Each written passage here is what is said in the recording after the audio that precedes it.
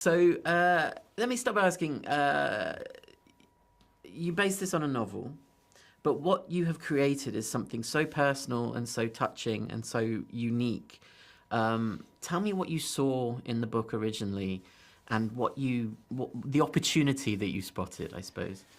I think in the end, you know, the novel does have this central idea of going back and meeting your parents. And I think after they've gone, but I think what it was for me was having to face your past and go back and have a reunion with your past. And like with any reunion, you sort of recalibrate and re-understand and come to terms with things and see things differently. And I just like that idea of going backwards in order to move forwards. I feel like all of us do it.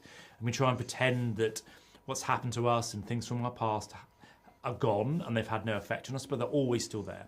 And I felt like that was a really good opportunity to then talk about family and talk about relationships and talk about queerness and talk about all of those things wrapped up together in this sort of heady mix of whatever the film is. And that was both sort of a little bit terrifying to approach and exciting, because I felt like there was something underneath all of that that was saying something kind of essentially very universal about things that we all experience.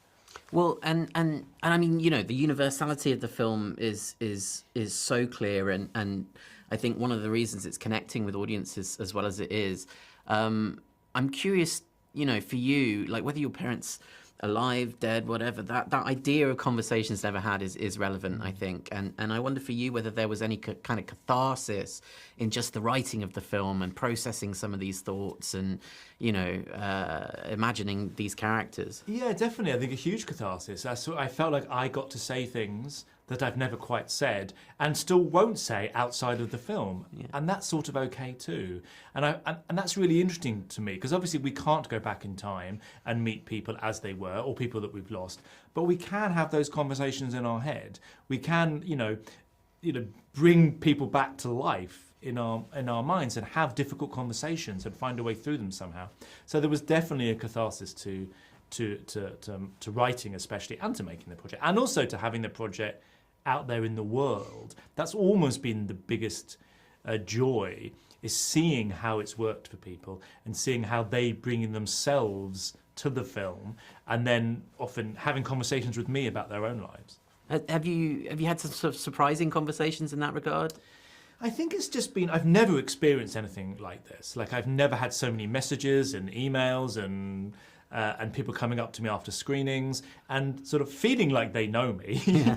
And then starting to talk to me about their own lives. And I do think it's what I wanted to do with the film. It's like, if I am open enough and vulnerable enough and give this thing to the film, then other people will come to that too with their own vulnerabilities and insecurities and fears, and that somehow something will be created in the middle of that.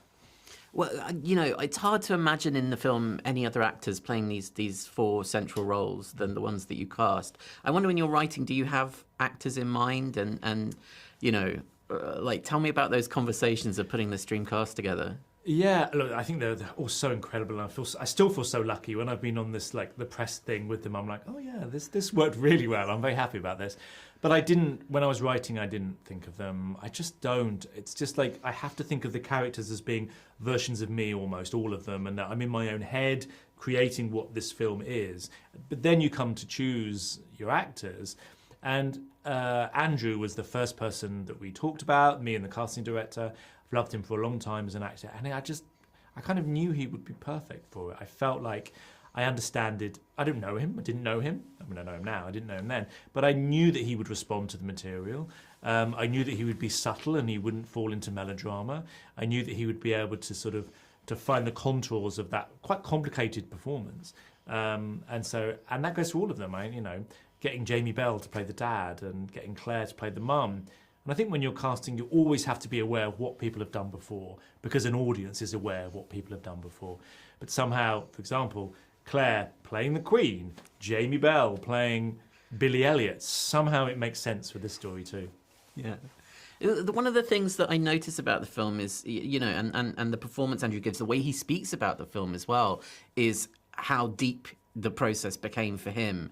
And I wonder if you could sort of reflect on that partnership that you ended up sharing, because I have to imagine, even if you knew he was right for the role, I think, like, you know, the depth of that partnership was deeper than perhaps a normal, you know, director-actor relationship. Yeah, but I think what was really interesting was we had our first meeting and we talked over Zoom for a couple of hours. Like, he understood it so deeply and understood it in ways that I understood it and ways that I felt about it. And that was always the point. This is not a story about me.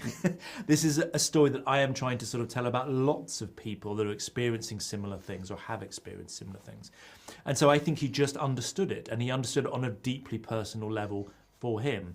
And that was so good because I wanted to put it out to the cast and I wanted it to become theirs, and it very quickly became their own. And so I couldn't have been happy really with that. And then our conversations were often just about our own experiences of growing up in the 80s, of how we felt about how we feel now, and how all of that stuff is still all in us all the time, bubbling away, finding ways to leap to the surface. Well, and one of the other themes that I don't think we've really touched on so far is loneliness, and I mean that's something that, you know, is shown in so many different ways in the film. Like, I hadn't really, you know, until talking to Paul, like recognized the two different brands of loneliness between those two characters in that apartment block. It feels more relevant. It's always a central theme to our lives, loneliness, but it feels especially more relevant after the last 2 years, 2 or 3 years. I wonder, did it take on additional resonance for you? Yeah, I think so. Look, I think all of us are inherently alone, essentially. So, of course, is going to be a key aspect of all of our existences. But I think the last few years have been tough for a lot of people, and people have spent a lot of time alone or away from loved ones. So it becomes quite a visceral, all-encompassing feeling. But I think what's important is almost that it is about loneliness, but it's about how you can escape from loneliness. And I think that is what Adam, from the very, very beginning, the first frame, is trying to escape from something, not trying to fall deeper into something. And I think all of them are sort of doing the same thing. So I feel that it is a hopeful film with sort of an active drive because he doesn't want to feel like he's been feeling. And that becomes what pushes him forward and allows him then to open up to love and intimacy and connection and acceptance, and all of those kind of things comes from a desire to allow things to get a little bit better. Well, and just very quickly, very finally, you shot in your old childhood home. I have to ask about that experience and what it meant to you to go back there. Yeah, it was a like strange, weird, emotional, fantastic experience in many ways.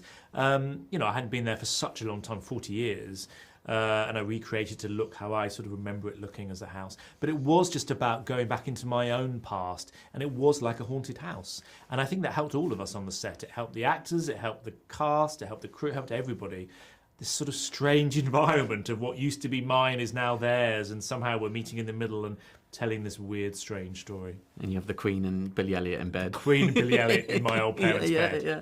Lovely. Thank you very, very much, Andrew. Thank you, Joe. Love Cheers. it.